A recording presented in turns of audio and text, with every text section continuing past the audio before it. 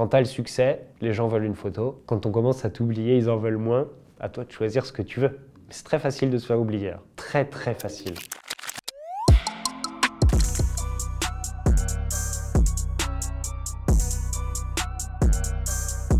Je suis Bastos, aka Bastien Grimal. J'ai 34 ans maintenant et je suis youtubeur.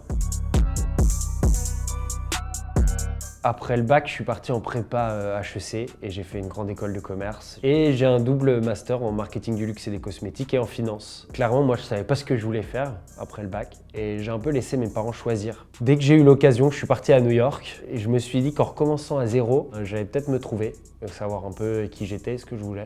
Moi, ce que je kiffais à New York, c'était le début en fait. C'était essayer de tirer son épingle du jeu en partant de rien du tout. C'est beaucoup plus facile à New York qu'en France. Là-bas, on te laisse ta chance. Je pense que c'est là que je suis vraiment devenu un homme, quoi. J'avais passé 8 ans à New York à faire des tonnes de tafs différents. Ça va de promeneur de chiens à tuning de luxe, à doorman de soirée. Et puis après 8 ans à New York, à finir par très bien gagner ma vie grâce au mannequinat, on m'a proposé de rentrer en France pour faire Secret Story.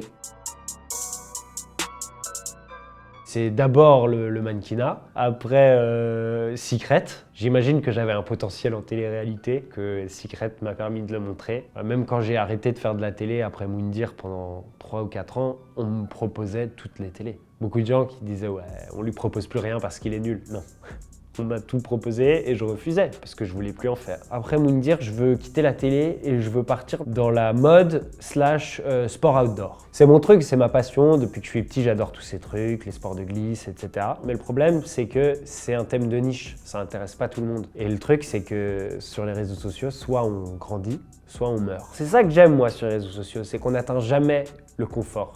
Il faut toujours se renouveler, il faut toujours continuer à créer, sinon on disparaît. Et du coup, je me dis, je vais faire de la polémique. Je fais une parodie des placements de produits un peu crasseux, et puis tout le monde va parler de moi. C'est ce qui s'est passé. Le problème, c'est qu'avoir plein de gens qui nous détestent, parce que je m'attaque à leur gagne-pain là. C'est un mood horrible. Donc je me dis, je vais plus me mettre dans la comédie. Je commence à faire des petites vidéos et j'ai de la chance, c'est le moment où sur Instagram, les vidéos sont hyper mises en avant et je fais millions de vues là-dessus, millions de vues là-dessus. En observant ça, je me dis, oula, il y a vraiment un concept à aller chercher. On en discute avec mon pote Darko et on se dit qu'on va lancer les cap ou pas cap. C'est le cocktail parfait, les cap ou pas cap, ça explose. Et puis à l'issue de ça, on revient d'Amsterdam où on avait été fêter mes 30 ans et Darko il me dit, en vrai, lance-toi sur YouTube. Je crois qu'il m'apprend à monter dans le train de retour d'Amsterdam et quand j'arrive à Paris, hop, je me mets à ma fenêtre parce que j'avais même pas une lampe pour me faire une bonne lumière sur ma gueule et je tourne ma première vidéo YouTube avec mon concept. C'était Bastos fait des bulles, je faisais de la customisation de vêtements. Ça a bien marché, mais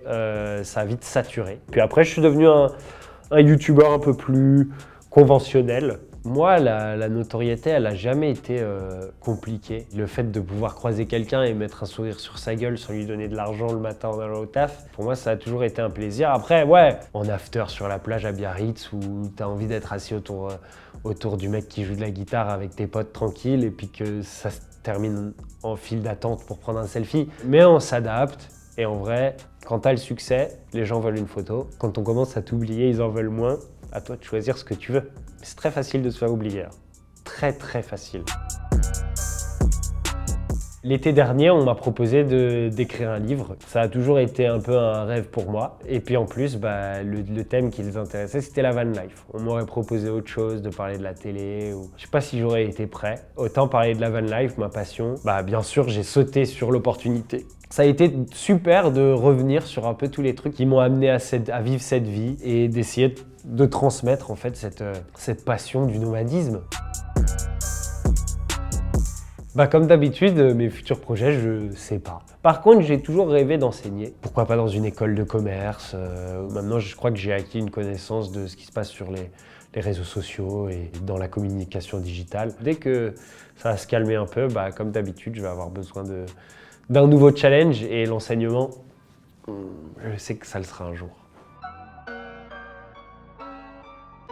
Je pense que le système scolaire, malheureusement, tue un peu la curiosité naturelle des jeunes. Je ne peux pas concevoir qu'on sorte de l'école et qu'on dise « j'aime pas lire ». Pourquoi on doit tous lire le même? On est tous différents. J'ai pas envie de devenir un clone. Moi, je veux donner la curiosité aux gens. Et d'ailleurs, c'est comme ça que que j'ai coécrit ce livre. J'ai envie de transmettre ce goût de la curiosité, de la volonté de découvrir les choses soi-même.